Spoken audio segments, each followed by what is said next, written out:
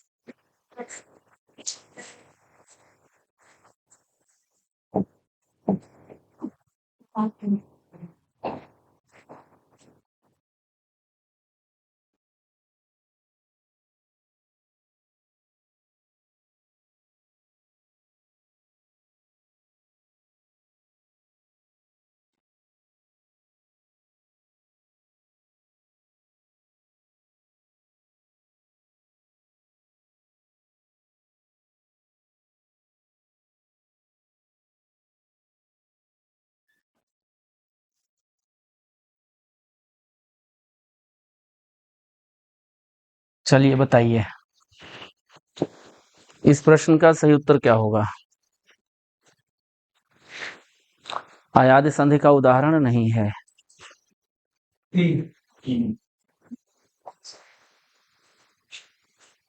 ठीक है, सबकी इच्छाओं का सम्मान किया जाएगा। सी। और लोग बताएं।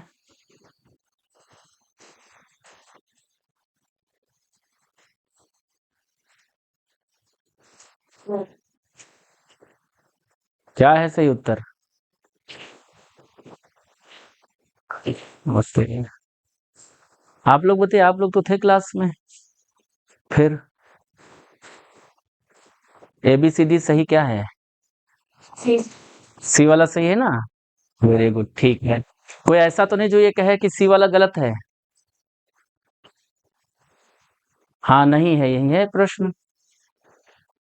कोई ऐसा है जो ये कह सकता है कि सी विकल्प सही नहीं है? कोई नहीं है। अयाद संधि नहीं है, पता फिर क्या है? हाँ, हम बता रहे हैं। अयाद संधि का नियम होता है कि ए, आई, ओ और औ, इनके बाद जब कोई भी स्वर आता है, क्या आता है? कोई भी स्वर आता है तो संधि होने पर ए का हो जाता है अय, आई का हो जाता है आय, ओ का हो जाता है अब, और औ का हो जाता है आव। ठीक है, ए का अय, आई का आय, ओ का अब, औ का आव हो जाता है अयाद संधि में। कब हो जाता है? जब ए, आई, ओ, औ के बाद कोई भी स्वर आता है। अच्छा, प्लस पॉइंट ये है कि ये नियम जो हमने पढ़ा है ये हिंदी में भी ऐसे ही है, कोई परिवर्तन नहीं है। संस्कृत में भी ऐसे ही नियम है, कोई परिवर्तन नहीं। एक जगह पढ़ेंगे, दोनों जगह काम आएगा। जिन लोगों को दिक्कत यह है कि हमने ये संधि पढ़ी नहीं है, तो आपको सारी प्रीवियस क्लासेस मिल जाएंगी ऐप पर, वहां से देख लीजिए। उसके बाद अगर कोई दिक्कत आती है तो उस पर हम लोग यहाँ पर चर्चा कर लेंगे। है क्लास? नहीं है? हम ये कह रहे हैं, जैसे बहुत सारे लोगों की, हम लोगों की दिक्कत ये है कि हमने ये संधियां पढ़ी नहीं, हम देर से आए हैं, या संधियां नहीं, जैसे हमारा वर्णमाला और टॉपिक हमारा छूट गया, हमने नहीं पढ़ा है। तो आपको जो ऐप है आपका, है कि नहीं है, उस पर सारी क्लासेज मिल जाएंगी, प्रीवियस जो भी हो चुकी हैं, वहां से देख लीजिए। उसके बाद अगर कोई भी दिक्कत आ रही है तो उस दिक्कत को हम लोग यहाँ पर समझ लेंगे, उस पर चर्चा कर लेंगे। ठीक है, अब इतना कम समय है, 2 महीने बचे हैं, मान के चलिए 2 महीने में अगर हम फिर से वही टॉपिक शुरू करेंगे दिक्कत होगी। हाँ, टाइम बाद में बचा तो हम लोग रिवाइज कर लेंगे उसे। ठीक है, आप वहां पर देख लीजिए, अगर कोई समस्या आती तो उस पर बातचीत हो जाएगी। फिलहाल अब बताइए सही उत्तर क्या है? और ये बताता है कि हम लोग प्रैक्टिस नहीं कर रहे हैं घर जाने के बाद, है ना? नहीं की है? अच्छा, हम लोगों ने प्रीवियस ईयर के पेपर भी नहीं देखे हैं। अगर प्रीवियस ईयर के पेपर देखे होते तो शायद 2019 में ही ये उदाहरण आ चुका है, या 18 में। तावपि में कौन सी संधि है? अयाद संधि है। तावपि का संधि विच्छेद होता है क्या? तौ धन अपे। अब देखिए, तौ का मतलब होता है वे दोनों, अपि का मतलब होता है भी।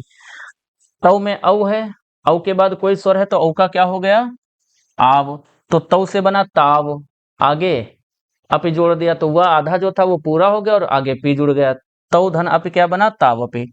गवेषणा शायद हमने कापी में ही लिखा है उदाहरण। इसका सही संधि विच्छेद क्या होता है?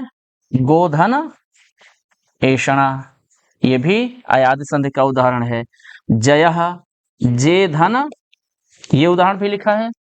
अच्छा, जितने लिखे हैं उतने पता हैं और नहीं पता है ना। और पता करने के लिए हमको प्रैक्टिस करनी पड़ेगी, नए नए उदाहरण देखने पड़ेंगे। ठीक है, तो ये तीनों उदाहरण हमारे अयाद संधि के हैं, और जब तीनों उदाहरण हमारे अयाद संधि के हैं तो अब हम क्या करेंगे बताइए? तो हम क्या करेंगे? इनमें से कोई नहीं। ठीक, खैर, तो इनमें से कोई नहीं, इस वाले उदाहरण को अब हम सही मानेंगे। साइन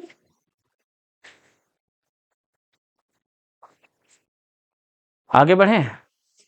ठीक है, अब देखिए, हम जब संधियां पढ़ते हैं, हिंदी में भी पढ़ते हैं, संस्कृत में भी पढ़ते हैं। हिंदी और संस्कृत में जो कॉमन है संधियां वो कौन कौन सी हैं? एक तो हिंदी और संस्कृत की कॉमन संधि क्या है? दीर्घ संधि। इसके बाद दूसरी संधि कौन सी है? गुण संधि। अगर हमने यहां पढ़ लिया है संस्कृत में तो हिंदी में भी ये काम आएगी। इसके बाद हमने कौन सी संधि पढ़ी? वृद्धि संधि। और वृद्धि संधि के बाद अगली संधि क्या है? यण संधि। यण संधि के बाद फिर क्या है? अयाद संधि। ये जितनी भी संधियां हैं, कितनी हैं? ये 5। और ये पांचों संधियां किस संधि के अंतर्गत आती हैं? ये पांचों भेद किसके हैं? स्वर संधि के हैं। और ये पांचों भेद जो हैं, ये पांचों भेद संस्कृत में भी हैं, हिंदी में भी हैं। एक जगह पढ़ेंगे, दूसरी जगह इसका लाभ मिल जाएगा। अब हिंदी में 5 ही भेद हैं, संस्कृत में इन 5 के अतिरिक्त भी कुछ भेद हैं, और जो इनके अतिरिक्त भेद हैं उन भेदों को हम पढ़ना शुरू करते हैं। ठीक है, तो इन भेदों के अतिरिक्त जो भेद हैं उनको हम पढ़ना शुरू कर रहे हैं, जिसमें से अगला भेद हमारा क्या है? पूर्व रूप संधि। ये भेद केवल हमसे कहाँ पूछा जाएगा? संस्कृत में। ये भेद हमें हिंदी में नहीं मिलेगा। पूर्व रूप संधि क्या होती है, इसको समझने के लिए इस संधि का हम देखते हैं सूत्र, और इसका सूत्र क्या है? एंगः पदान्तादते। सूत्र क्या है संधि का? सूत्र पढ़िए, सूत्र भी पूछे जाते हैं। एंगः पदान्तादते। अब इस सूत्र का मतलब क्या है? इस सूत्र का मतलब जानने के लिए हम इस सूत्र में आए हुए पदों को देखते हैं। एक पद हमारा क्या है? एंगः। दूसरा पद क्या है? पदान्तादते। पदान्तादते जो पद है इसका हम करेंगे संधि विच्छेद, तो हमें 2 शब्द मिलेंगे। एक मिलेगा पदान्तात। क्या मिलेगा? पदान्तात। और दूसरा शब्द मिलेगा अति। ठीक है, एंगः का मतलब क्या है? तो एंगः क्या है? एंगः है एंग प्रत्याहार। एंग प्रत्याहार में वर्ण कौन कौन से आते हैं, कौन बताएगा? संधियां ही नहीं, प्रत्याहार भी हम लोगों ने नहीं पढ़े हैं। हाँ? 2 आएंगे ना, एक आएगा ए और एक आएगा ओ। ठीक है, जिन लोगों को ये कुछ नहीं पता है उनको बता दें, जैसे हिंदी वर्णमाला में वर्ग होते हैं, कितने वर्ग होते हैं? 52। गुरुजी 5 वर्ग हैं। कोई बात नहीं है, गलतियां अधिगम का क्या है? हाँ, हम जान रहे हैं, वर्ण इन्होंने समझ लिया इसलिए 52 उत्तर दिया है। लेकिन सर अब 52 वर्ण भी नहीं है। हिंदी में वर्ण कितने हैं? 53 हैं। एक नया वर्ण ऐड हुआ है 2024 में। ठीक है,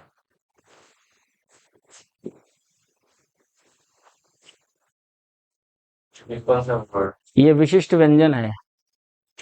ठीक है, 52 पहले थे, एक ये ऐड हो गया है तो संख्या हो गई है 53। खैर, ये हिंदी की समस्या है, हम अपनी संस्कृत की ही बात करें, है ना। दूसरे के विषय में दखल नहीं देना चाहिए। ठीक है, तो जैसे हिंदी वर्णमाला में वर्ग होते हैं 5, अब कवर्ग का मतलब होता है केवल का, नहीं, कवर्ग का मतलब होता है 5 वर्ण, का, खा, गा, घा, गा। ठीक है, ऐसे ही संस्कृत में क्या होते हैं, प्रत्याहार होते हैं। क्या होते हैं? और प्रत्याहार क्या होते हैं? वर्णों के समूह होते हैं। और प्रत्याहार की संख्या कितनी है? 42 है। अब प्रत्याहार बनता कैसे है, क्या होता है, ये सब कुछ हम लोग पढ़ चुके हैं, आपको प्रीवियस क्लास में मिल जाएगा, वहां से पढ़ लीजिएगा। दिक्कत आएगी तो हम लोग बातचीत कर लेंगे उस पर। खैर, एंग प्रत्याहार एक सूत्र से बनता है, तीसरे सूत्र से एओंग से। केवल वर्ण कितने आते हैं? 2 आते हैं। पदांतात का मतलब क्या है? पदांतात का मतलब है पदांत। पदांतात का मतलब क्या है? पदांत। और पदांत का मतलब है पद के अंत में। ये दोनों वर्ण कहाँ होने चाहिए? पद के अंत में। ठीक है, उसके बाद लिखा है अति, और अति का मतलब होता है अत, और अत का मतलब होता है छोटा आ। ठीक है, अब हम सबसे पहले समझते हैं कि पदांत क्या होता है। देखिए, जैसे हमने इसके पहले जो भी संधियां पढ़ी, जो भी उदाहरण पढ़े, एक उदाहरण हम ले लेते हैं। जैसे लिखा हुआ है राका, और क्या लिखा हुआ है? ईश। अच्छा, ईश लिखेंगे तो हिंदी हो जाएगी, विसर्ग लगा देंगे तो संस्कृत हो जाएगी। अब यहाँ 2 पद जो लिखे हैं, इसमें संधि कहाँ पर होती है? संधि होती है इसमें और इसमें। यहाँ पर क्या है? आ है। यहाँ पर क्या है? ई है। अच्छा, आप कहाँ आया है? किसके अंत में? पद के अंत में। तो पदांत किसको कहते हैं? पद का जो अंतिम वर्ण होता है उसको क्या कहते हैं? पदांत कहते हैं। अच्छा, जो ई है ये कहाँ है? पद के अंत में है। ये कहाँ है?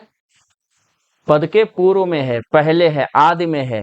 जो पद के अंत में है उसको हम क्या कहते हैं? पदांत।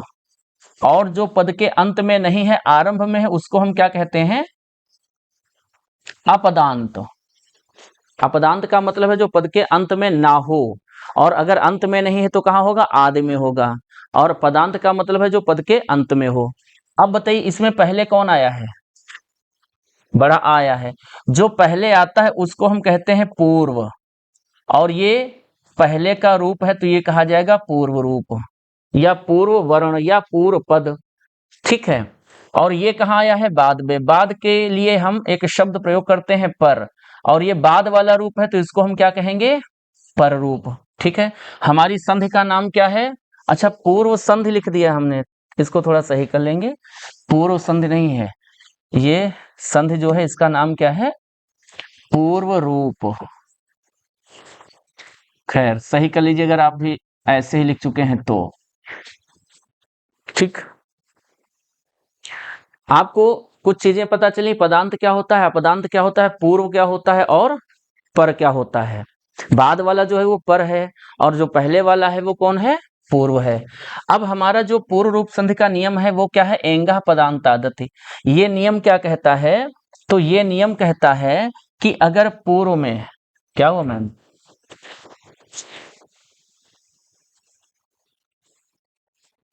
और किसी को जाना?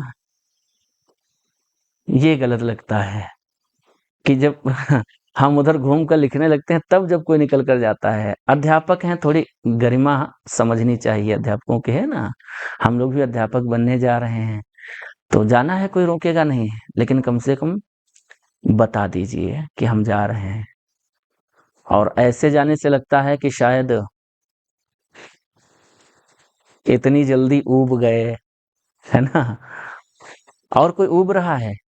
नहीं ऊबेंगे तो खैर, क्योंकि आधे टॉपिक से हम लोग पढ़ रहे हैं, आधी चीजें समझ में नहीं आएंगी, जब समझ में नहीं आएगा तो परेशान होंगे। खैर, आगे बढ़े। अगर जाना हो तो कोई दिक्कत नहीं, जा सकते हैं, लेकिन बता दीजिएगा। ठीक है, पूर्व रूप संधि जो इस नियम है इसका, वो क्या है? वो नियम ये है कि जब पूर्व में, और पूर्व को ही हम क्या कहते हैं? पदांत कहते हैं। ठीक है, और पर को क्या कहते हैं? ये हो गया पूर्व रूप, और ये हो गया पर रूप। पर रूप को क्या कहते हैं? अपदांत कहते हैं। और इसका नियम क्या है उसको हम समझते हैं। नियम है कि जब पूर्व अर्थात पदांत में कौन आता है? ए आता है या ओ आता है। और पर माने बाद में कौन आता है? छोटा आ आता है। तो जब ऐसी स्थिति बनती है कि पहले पद के अंत में ए हो या ओ हो और उसके बाद क्या हो? छोटा आ हो, जब भी हम संधि करेंगे तो ये छोटा आ जो है इसको आदेश दे दिया जाएगा। क्या दिया जाएगा? कि तुम अपने पूर्व रूप के समान हो जाओ। तो आ अपने पूर्व रूप के समान जब हो जाएगा तो आ बदल जाएगा ए में, ठीक है। और आ के स्थान पर एक चिन्ह होता है ये, इस चिन्ह को कहते हैं अवग्रह चिन्ह। इस चिन्ह को क्या कहते हैं? ये जो चिन्ह है इसको कहा जाता है अवग्रह। और ये चिन्ह आता है किसके स्थान पर? छोटे आ के स्थान पर आता है। तो आ पूर्व रूप आदेश होकर ए हो जाएगा और आ के स्थान पर हम क्या करेंगे? अवग्रह चिन्ह लगाएंगे। जब पदांत में ओ हो उसके बाद अपदांत में छोटा आ हो तो छोटे आ को आदेश कर दिया जाता है कि तुम अपने पूर्व रूप के समान हो जाओ, मतलब छोटा आ ओ हो जाएगा। और जब छोटा आ ओ हो जाएगा तो छोटा आ के स्थान पर हम क्या करेंगे? अवग्रह चिन्ह लगाएंगे। ये नियम है पूर्व रूप संधि का। जहां पर छोटा आ अपने पूर्व रूप में बदल जाता है, अपने पहले वाले रूप के समान हो जाता है, उसी संधि को हम क्या कहते हैं? पूर्व रूप संधि। परिभाषा तो नहीं लिखनी है इसकी, लिख लेते हैं ताकि किसी को कोई दिक्कत हो, दिक्कत दूर हो जाए। हम बोल दें कि लिख दें? बोल दें? बोल रहे हैं, लिखना शुरू कीजिए। सूत्र लिख लिया है? सूत्र का तात्पर्य क्या है वो लिख लिया है? और ये सब अगर लिख चुके हैं तो अब इसके बाद परिभाषा लिख लीजिए, उसके बाद उदाहरण देखते हैं। या पहले उदाहरण देख लें एक आधा, ताकि और अच्छे तरीके से नियम समझ में आ जाए। देख लें, देखते हैं। क्या पूर्व रूप होता है? जो पहला वाला वर्ण होता है। अवग्रह वाला जो बताया है, अवग्रह वाला रिपीट कर देते हैं। क्या लिखा है पढ़िए? को लिखा है। इधर क्या लिखा है? आप ही लिखा है। ये हमारा पहला पद है और पहले पद के अंत में क्या आया है? ओ आया है। ये हमारा बाद वाला पद है, बाद वाले पद के आरंभ में क्या आया है? आ। ओ को हम क्या कहेंगे? पदांत कहेंगे।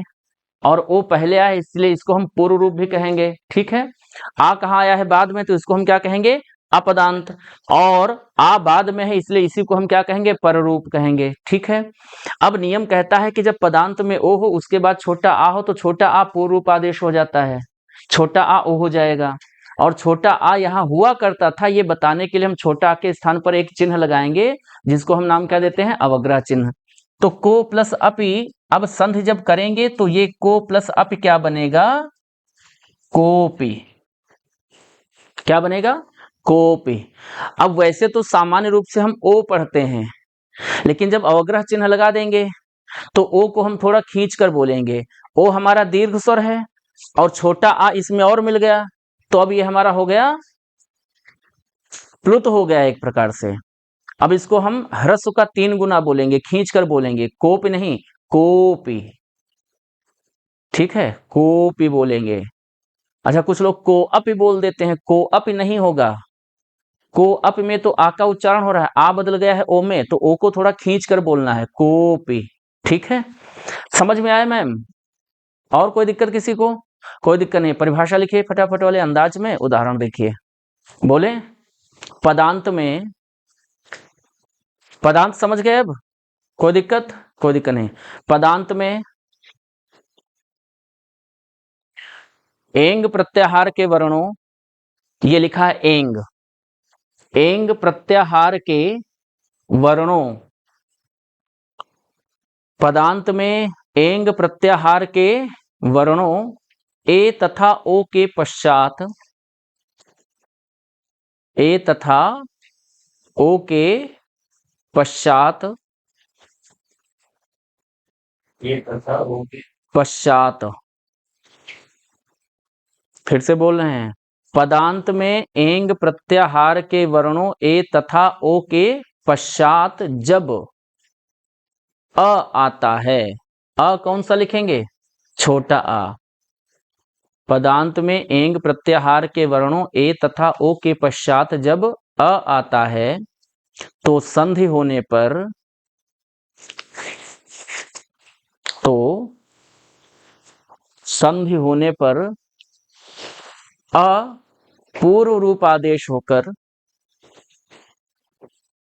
पूर्व रूप आदेश होकर ए अथवा ओ हो जाता है। ए अथवा ओ हो जाता है। अथवा इसलिए लिखा है, अगर ए होगा पहले तो ए हो जाएगा, और अगर ओ होगा तो ओ हो जाएगा। ठीक है, तो अ पूर्व रूप आदेश होकर ए अथवा ओ हो जाता है, तथा अ के स्थान पर, तथा अ के स्थान पर अवग्रह चिन्ह का प्रयोग किया जाता है। अ के स्थान पर अवग्रह चिन्ह का, और अवग्रह चिन्ह कैसे लिखेंगे ये, ठीक है, अवग्रह चिन्ह का प्रयोग किया जाता है। उदाहरण देखिए, वने धन अत्र, क्या लिखा है, वने धन अत्र। वने का मतलब है वन में, अत्र माने यहां पर, यहां पर वन में, इसका तात्पर्य ये होगा। अब वने धन अत्र में देखिए पदांत में ए है, और ए के बाद क्या आ रहा है, छोटा आ, तो छोटा आ पूर्व रूप आदेश होकर क्या बन जाएगा, ए बन जाएगा। और छोटा के स्थान पर क्या करेंगे, अवग्रह चिन्ह लगाएंगे, क्या बना, वनेत्र। ठीक है, जैसे हरे धन अपे, क्या हो जाएगा, हरेपी। ठीक, जैसे लिखा हुआ है को धन अपे, क्या होगा, कोपी। जैसे लिखा है सो धन अपे, ये क्या होगा, सोपे। ठीक है, जैसे लिखा है शिवो धन अहम, क्या बनेगा, शिवोहम, क्या हो जाएगा, शिवोहम, ये बनेगा। अच्छा देखिए, अभी हम लोग आते ही आते हम लोगों ने एक प्रश्न देखा कि इसमें से अयाद संधि का उदाहरण नहीं है। उसमें हम लोगों ने प्रयास बहुत किया, लेकिन सही उत्तर नहीं दे पाए। क्यों नहीं दे पाए, क्योंकि वहां थोड़ा पहचानना मुश्किल हो रहा था कि अयाद संधि है या नहीं है। लेकिन ये वाली संधि बड़ी आसान है। क्यों आसान है, इसमें हमको एक विशिष्ट अवग्रह चिन्ह, एक विशिष्ट आकृति दिख रही है, और जहां भी ये चिन्ह दिखेगा अयाद नहीं, पूर्व रूप संधि। जब पूर्व रूप में पढ़ रहे हैं तो अयाद ही कहां से होगा अयाद से बाहर निकलिए। ठीक है, पूर्व रूप में पढ़ रहे हैं ना, यही तो है। अच्छा, संधि पहचानना भी आसान है और संधि विच्छेद करना भी बहुत आसान है। कैसे है, जैसे लिखा है बालको हसत। पहला प्रश्न पूछा गया बालको हसत में कौन सी संधि है, तो बालको हसत में हमको एक चिन्ह दिख रहा है बीच में, पूर्व रूप संधि लिख देंगे। और पूछा गया बालको हसत का संधि विच्छेद क्या होगा, बहुत सरल है, इस वाले चिन्ह के पहले जो जितना है जैसा है वैसा लिख देंगे। तो पहले क्या लिखेंगे, बालको, और प्लस का चिन्ह लगाया, इस वाले चिन्ह के स्थान पर क्या लिखेंगे, छोटा आ, और छोटा आ के बाद जो वर्ण जैसे हैं उनको वैसा ही लिख देंगे। क्या बना संधि विच्छेद, क्या हुआ संधि विच्छेद, बालको धन आहसत। और संधि कौन सी है, पूर्व रूप संधि है। अब पूछा जाएगा किस सूत्र से संधि हुई है,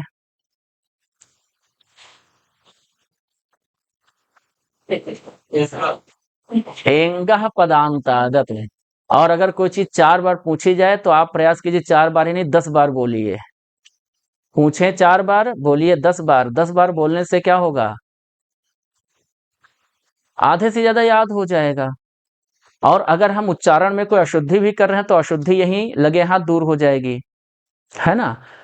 फिर से बोलिए एक बार, किस सूत्र से हुई है संधि, एंगह, एंगह पदांतादते। कर लेंगे, आगे बढ़ें। ठीक है, लिख चुके हैं उदाहरण। अच्छा, किससे पूछें, आप ही बताइए, थोड़ा समझदार दिख रही हैं। अयाद संधि का सूत्र क्या था? नहीं याद है, आप बताइए। एचो आई आओ आ वहा। और कौन बताएगा अयाद संधि का सूत्र?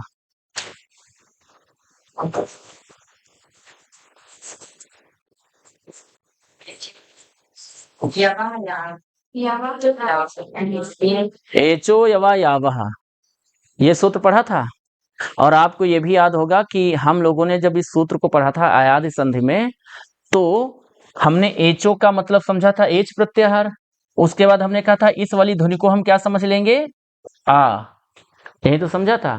अब अगर इसी सूत्र में पूछ लिया जाए कौन सी संधि है, इस सूत्र में कौन सी संधि है, ये ध्यान दीजिएगा, ये सूत्र है अयाद संधि का, लेकिन इस सूत्र में जो संधि है वो कौन सी है, पूर्व रूप संधि है। और इस सूत्र का संधि विच्छेद क्या होगा, एचो प्लस अयवा यावह। और वहां हमने समझा था एचो का मतलब क्या है, एच प्रत्याहार। और एच प्रत्याहार का मतलब क्या है, एच प्रत्याहार का मतलब है ए ओ आई औ। और इस पद का मतलब क्या है, ये जो अय है, या में कोई स्वर दिख रहा है, दिख रहा होगा, नहीं दिख रहा है तो दिखना चाहिए, छोटा आ है। छोटे आ को अगर याद से निकालेंगे तो या बचेगा आधा, हम ए के नीचे लिख लेंगे अय आ, और या आधा लिखेंगे, क्या बनेगा आय। आ जो यहां से निकाला था यहां लिख लेंगे, और इसके बाद क्या है वाह, इसमें आ है निकाल देंगे, क्या हुआ अव। और इसमें से जो आ निकाला वो हम कहा लिखेंगे, यहां बड़ा आ था वा में, वा से बड़ा आ निकाला तो हमने आई के नीचे लिखा। अब ये क्या है, या में भी बड़ा आ है, बड़ा आ का बड़े आ को निकाल लिया तो या आधा बचा, और बड़ा आ यहां लिखा।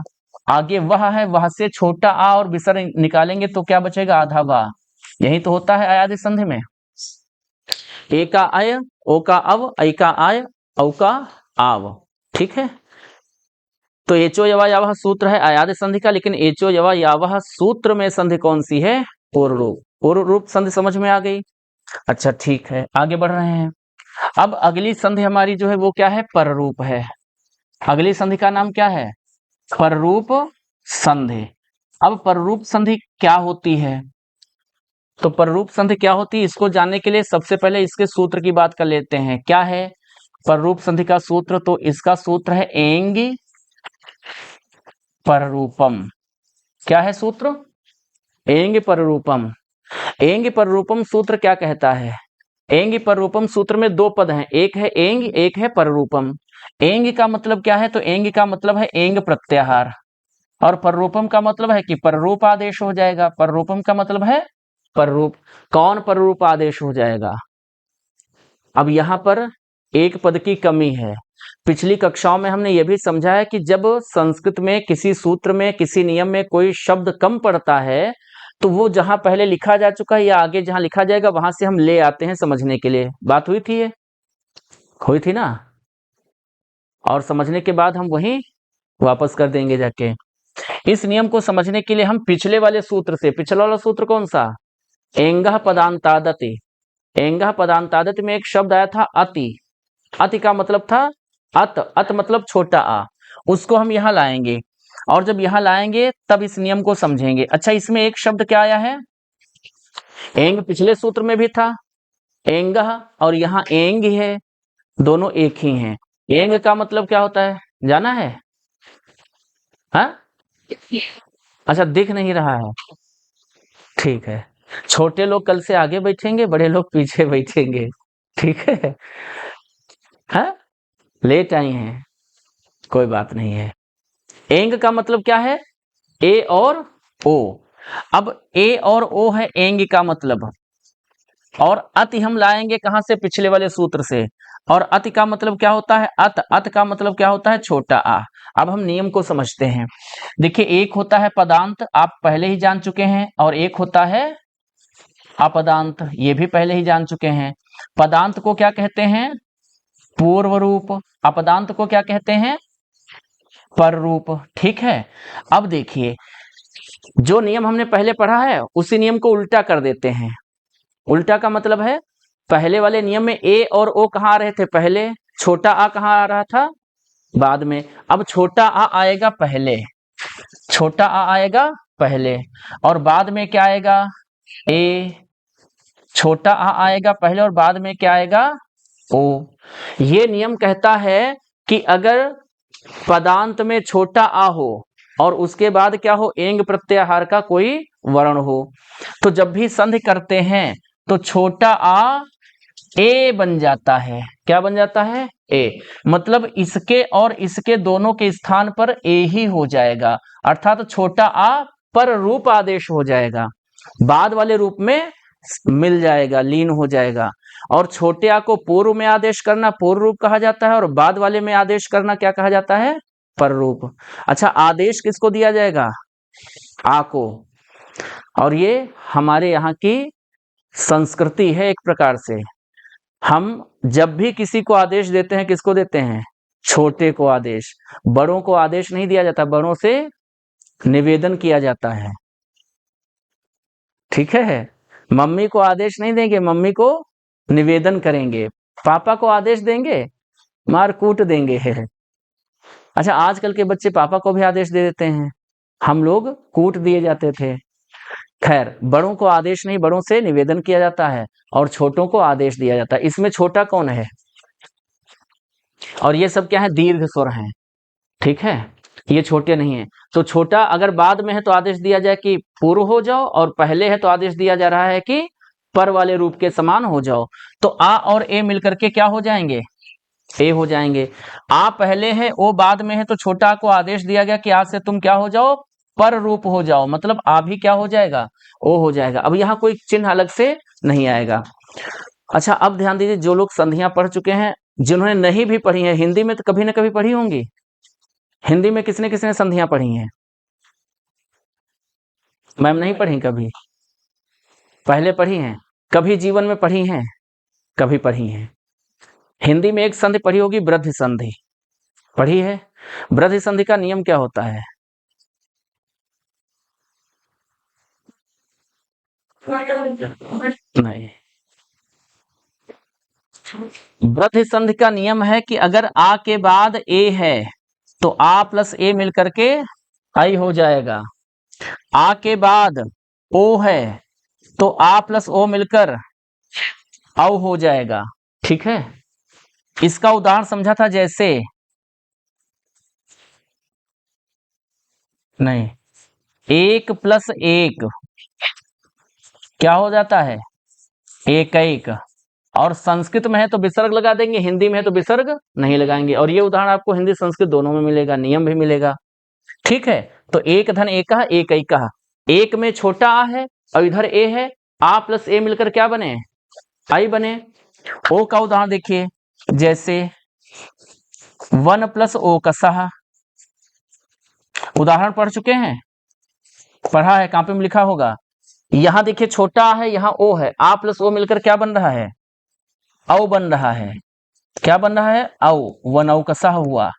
जब हमने वृद्धि संधि में नियम ये पढ़ा है कि छोटा आ के बाद ए होगा तो आ प्लस ए आई हो जाएगा, छोटा आ के बाद ओ होगा तो आ प्लस ओ औ हो जाएगा। यही तो हो रहा है। आ प्लस ए बराबर क्या हो रहा है?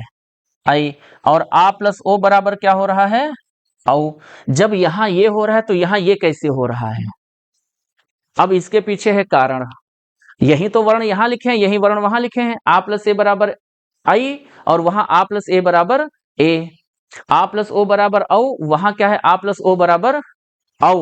ओ औ है कि ओ है? ओ है। वहां ऐसा परिवर्तन नहीं हो रहा, जबकि वर्ण वहां भी यही है। तो नियम ये है, दोनों में अंतर क्या है? यहां देखिए, आपके जो शब्द आए हैं, एक है एक है, ये दोनों कैसे शब्द हैं? ये दोनों हैं विशेषण। ये कैसे हैं? विशेषण हैं। वन क्या है? संज्ञा है। ओकस क्या है? ये भी संज्ञा है। ओकस किसको कहते हैं? ओकस पर्याय होता है घर का, आवास का। और जिन लोगों का घर कहाँ है, वन में है, उन्हीं को हम क्या कहते हैं, वनौकस। जिनको हम वनवासी कहते हैं, वनवासी को ही क्या कहा जाता है, वनौकस कहा जाता है। ठीक है, तो दोनों संज्ञा हैं, दोनों विशेषण हैं। वृद्धि संधि में आ प्लस ए बराबर आई, आ प्लस ओ बराबर औ तब होता है जब आने वाले दोनों शब्द क्या होंगे, संज्ञा होंगे, सर्वनाम होंगे, विशेषण होंगे या अव्यय होंगे। ठीक है, लेकिन वहां एक शर्त है, वहां शर्त है, क्या शर्त है, तो शर्त यह है कि जो ये आपको आ दिख रहा है, ये आ दिख रहा है, ये आ होना चाहिए सदैव किसका, उपसर्ग का। ये जो आपके ए हैं और ओ हैं, ये दोनों सदैव होने चाहिए किसके, क्रिया के। ये शर्त है, और जब ऐसा होगा तभी ये रूप बनेगा, अन्यथा आ प्लस ए बराबर क्या हो जाएगा, आई। अगर पहला उपसर्ग ना हुआ, दूसरा क्रिया ना हुआ, तो फिर वृद्धि संधि वाला नियम लगेगा, और वहां पहला उपसर्ग होगा, दूसरा क्रिया होगा, तो वृद्धि संधि वाला नियम नहीं लगेगा, बल्कि क्या हो जाएगा, पररूप आदेश हो जाएगा। ठीक है, परिभाषा लिख लीजिए, उदाहरण देखिए, बोले।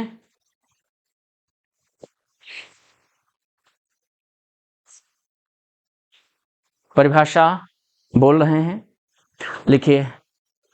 जब पदांत में उपसर्ग का आ हो, जब पदांत में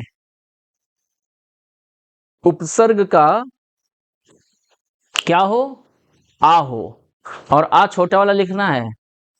जब पदांत में उपसर्ग का आ हो तथा बाद में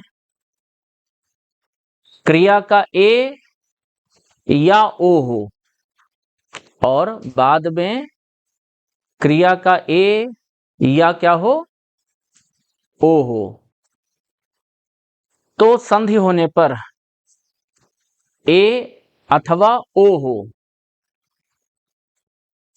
तो संधि होने पर आ पर रूप आदेश होकर, आ पर रूप आदेश होकर ए अथवा ओ हो जाता है। संधि होने पर आ पर रूप आदेश होकर ए अथवा ओ हो जाता है, ए अथवा ओ हो जाता है। ठीक है, एक बार हम परिभाषा दोहरा रहे हैं, छूटा है, गलत हुआ है, सही कर लीजिए। जब पदांत में उपसर्ग का आ हो और बाद में क्रिया का ए अथवा ओ हो, तो संधि होने पर आ पर रूप आदेश होकर ए अथवा ओ हो जाता है। मतलब ये हुआ कि छोटा आ किसका होना चाहिए पदांत में, उपसर्ग का, और उसके बाद दूसरी ओर ए तथा ओ किसका होना चाहिए, क्रिया का। उदाहरण देखिए, जैसे लिखा हुआ है प्र क्या है, एक उपसर्ग है, और प्र उपसर्ग के अंत में स्वर कौन सा है, छोटा आ है, और इधर एक क्रिया लिखी है एजते। ठीक है, ए जो है वो किसका है, क्रिया का है, धातु का है। अब यहां पर है आ और यहां पर है ए, और शर्तों के अनुसार, जो शर्त थी उसके अनुसार ये पूरे मानक हैं। आ है उपसर्ग का, ए है क्रिया का, और जब ऐसी स्थिति आती है तो आ को पर रूप आदेश कर दिया जाता है। अब आ प्लस ए बराबर आई नहीं होगा, बल्कि आ पर रूप आदेश होकर ए बन जाएगा, तो आ प्लस ए बराबर ए ही रहेगा, और हमारा संधि पद क्या बनेगा, प्रेजते। क्या बना, प्रेजते।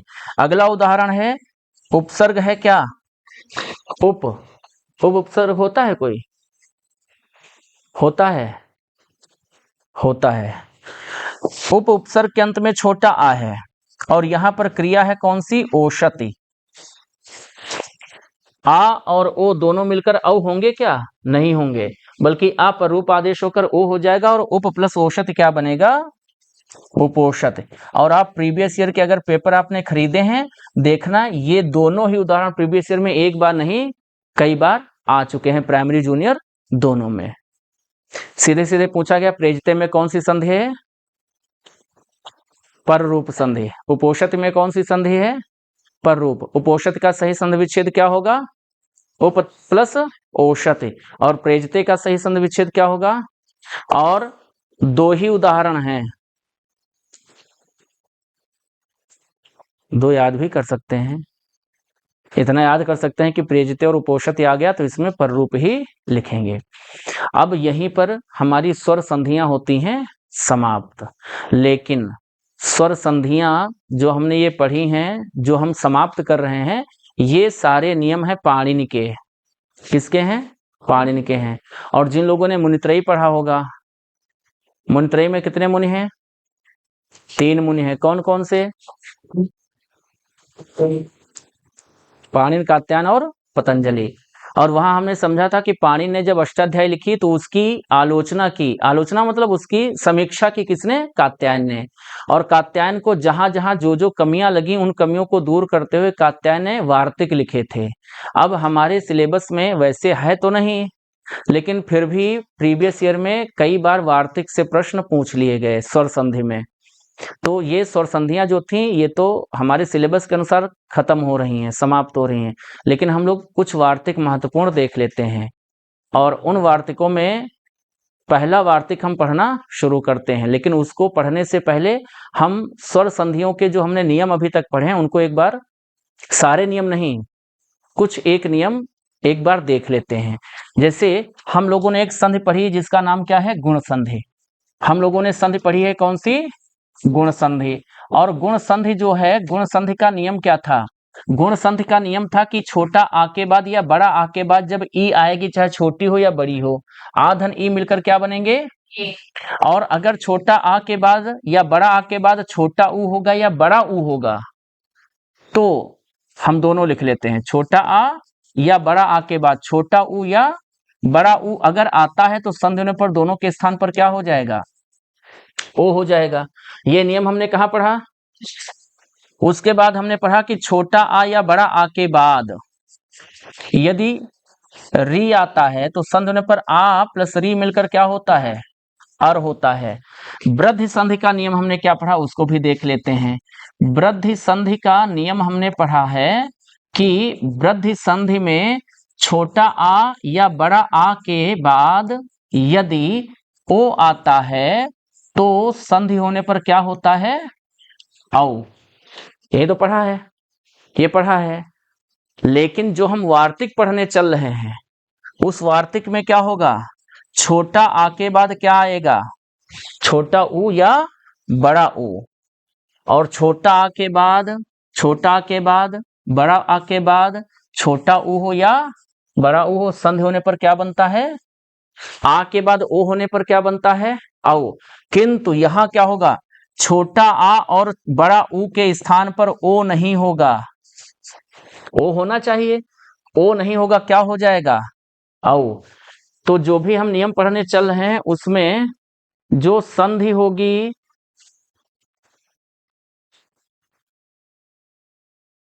जो संधि होगी वो होगी वृद्धि संधि। लेकिन संधि विच्छेद होगा किसके हिसाब से? गुण संधि के हिसाब से। नियम क्या है उसको देखते हैं। नियम है, ये वार्तिक है। क्या है ये? वार्तिक। और इसको कहा जाता है अपवाद, क्योंकि जो हमारे गुण और वृद्धि संधि के नियम थे वो यहाँ लागू नहीं हो रहे हैं, तो ये क्या है? अपवाद। जहां पर नियम लागू ना हो उसको हम अपवाद कहते हैं। तो वार्तिक है एक, और वार्तिक क्या है? वार्तिक है अक्षादुहिन्याम उपसंख्यानम। ठीक है, ये वार्तिक है। क्या है? पढ़िए जरा।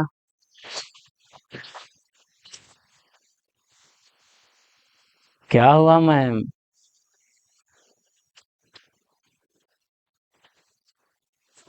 हाँ, अगर आप नहीं पढ़ पा रहे हैं तो तोड़ के पढ़िए, मरोड़ के पढ़िए, कैसे भी पढ़िए।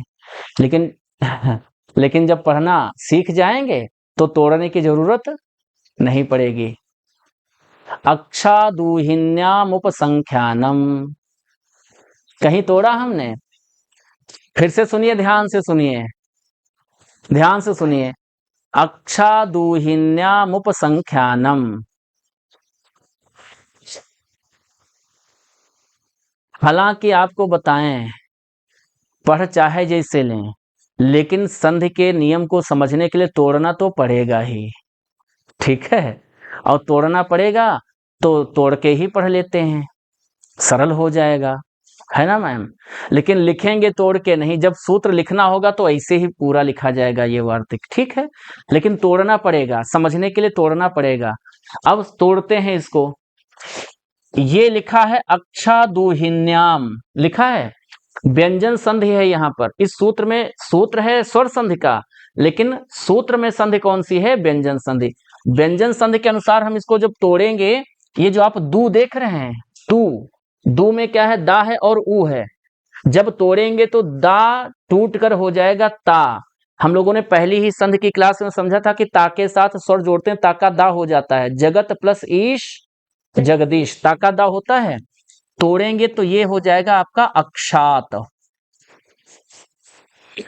आगे बड़ा ऊ लिख लेंगे जो दा से हमने निकाला है। फिर हा आधा ना या और माँ लिख लेंगे। माँ हमने यहाँ आधा लिखा है, जबकि यहाँ तो माँ में छोटा ऊ था, छोटा ऊ हमने निकाला तो अलग हो गया। अब इसको क्या लिख लेंगे? उप और संख्यानम, ये हो गया अक्षात प्लस ऊहिन्याम प्लस उपसंख्यानम। ये सूत्र कहता है, ये नियम कहता है, अक्षात का मतलब है अक्ष, अक्षात का मतलब है अक्ष, ऊहिन्याम का मतलब है ऊहिनी। ये हो गए हमारे दो शब्द। कौन कौन से दो शब्द हैं? अक्ष प्लस ऊहिनी। और इस अक्ष और ऊहिनी में हम देख रहे हैं, अक्ष में कौन सा स्वर है और यहां कौन सा है। और हमने गुण संधि के नियम में पढ़ा है कि आ प्लस ऊ मिलकर क्या होता है? ओ होता है, ठीक है। लेकिन ये कह रहा है कि अगर पहला शब्द क्या हो? अक्ष हो, दूसरा शब्द क्या हो? ऊहिनी हो, और दोनों शब्द जब संधि करें तो जो नया शब्द बनकर निकले वो किसका बोध कराए? उपसंख्या का, संख्या का बोध कराए। और अगर संख्या का बोध करा रहा है तो फिर यहां पर संधि विच्छेद चाहे जो हो, चाहे जो क्या है भाई, जो शब्द हैं वही तो रहेंगे। शब्दों को तो हम बिगाड़ नहीं सकते, बिगाड़ेंगे तो इनका अर्थ खत्म हो जाएगा। तो शब्द जिस रूप में है वैसे ही रहेंगे, लेकिन आ और ऊ मिलकर के ओ नहीं होंगे। अब ये क्या हो जाएंगे? औ हो जाएंगे। कब हो जाएंगे? जब अक्ष और ऊहिनी दोनों मिलकर किसका बोध कराएंगे? संख्या का बोध कराएंगे। अब अक्ष प्लस ऊहिनी बराबर क्या बनेगा? संधि पद, अक्षोहिणी बनेगा। क्या बनेगा? बनेगा? नहीं बनेगा, अक्षौहिणी बनेगा। औ की मात्रा हो जाएगी। और अक्षौहिणी किसको कहते हैं? पता है? कौन बताएगा अक्षौहिणी किसको कहते हैं? अक्षौहिणी एक सेना का प्रकार है।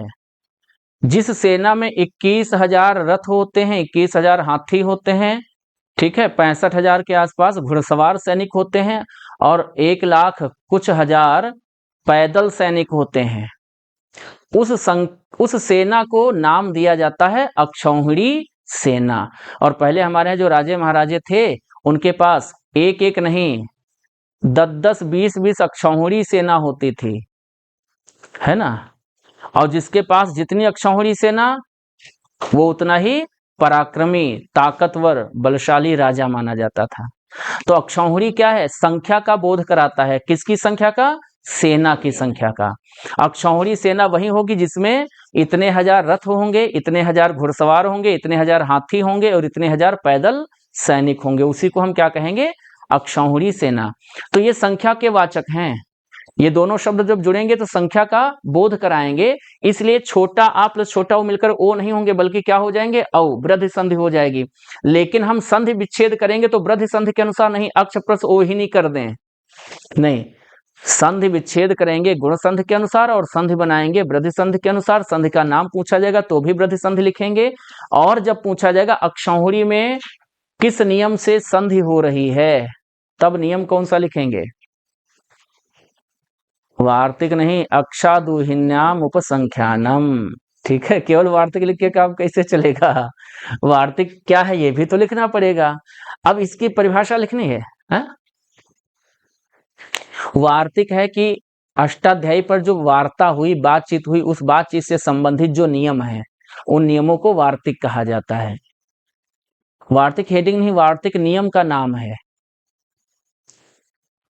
जैसे हम लोग गणित पढ़ते हैं तो गणित के जो नियम होते हैं नियम भी कहते हैं। फिर कुछ फार्मूला होते हैं, उनको हम अंग्रेजी में फार्मूला कहते हैं, हिंदी में क्या कहते हैं? सूत्र कहते हैं। साइन थीटा और कास थीटा बराबर ये थीटा वो थीटा, यही तो होता है। संधि खत्म नहीं हुआ है, संधि चल रहा है, संधि ही चल रहा है। हमने कहा कि पाणिनि के हिसाब से संधियां खत्म हैं, लेकिन उन्हीं संधियों पर जो कात्यायन वार्तिक लिखे वो पढ़ रहे हैं अब, तो ये भी संधि ही है, ठीक है। इसलिए हमने कहा कि जो क्लास छूट चुकी हैं वो हम लोग पहले देख लें, तो आसानी से चीजें समझ में आएंगी, ठीक। इसकी परिभाषा लिखनी है। अगर परिभाषा लिखनी है तो बहुत ज्यादा नहीं है, परिभाषा है अक्ष के बाद, लिख लीजिए जल्दी से। अक्ष के बाद जब ऊहिनी शब्द आता है, अक्ष के बाद जब ऊहिनी शब्द आता है तो संधि होने पर, तो संधि होने पर आ प्लस ऊ, छोटा आ प्लस बड़ा ऊ लिखेंगे। तो आ प्लस ऊ के स्थान पर, हाँ बड़ा ऊ, छोटा आ प्लस बड़ा ऊ, आ प्लस ऊ के स्थान पर वृद्धि आदेश, वृद्धि आदेश औ हो जाता है, वृद्धि आदेश औ हो जाता है। एक ही उदाहरण है। और अक्ष प्लस ऊहिनी बराबर अक्षौहिणी हो जाता है, अक्ष प्लस ऊहिनी बराबर अक्षौहिणी हो जाता है, लिख लिया। अब एक ही उदाहरण है, और ये इकलौता उदाहरण कई बार आपके यूपी टेट के एग्जाम में आ चुका है, ठीक है। आगे भी आ सकता है। आगे बढ़े, हाँ लिख लीजिए, आराम से लिख लीजिए, कोई दिक्कत नहीं है।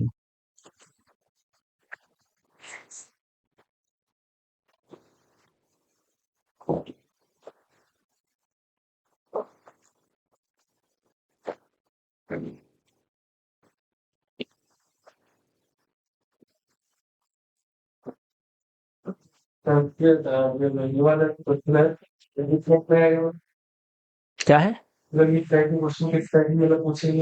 इसमें? ये पूछेंगे कि अक्षौहिणी में कौन सी संधि है, तो हम वृद्धि संधि लिखेंगे। फिर पूछेंगे अक्षौहिणी का सही संधि विच्छेद क्या है। अब हमने अगर वृद्धि संधि लिखी है तो वृद्धि संधि का नियम तो आ प्लस ओ बराबर औ होता है, लेकिन हम जब संधि विच्छेद करेंगे तो आ प्लस ओ बराबर औ वाला नहीं करेंगे, बल्कि छोटा आ प्लस ऊ बराबर औ, अक्ष प्लस ऊहिनी ये करेंगे, ठीक है। किसमें? नील कलम नहीं, नील कमल, नील कमल होगा कल। हाँ करम नहीं, हम ये पूछ रहे नील कलम है कि कमल है, तो कर्मधारय है। हिंदी में पूछा गया, संस्कृत में तो नीलम च तत कमलम, ये विग्रह होगा। नीला है जो कमल, हिंदी में विग्रह होगा, और नील कमल दोनों में बनेगा, हिंदी और संस्कृत में, और समास हो जाता है कर्मधारय, ठीक है।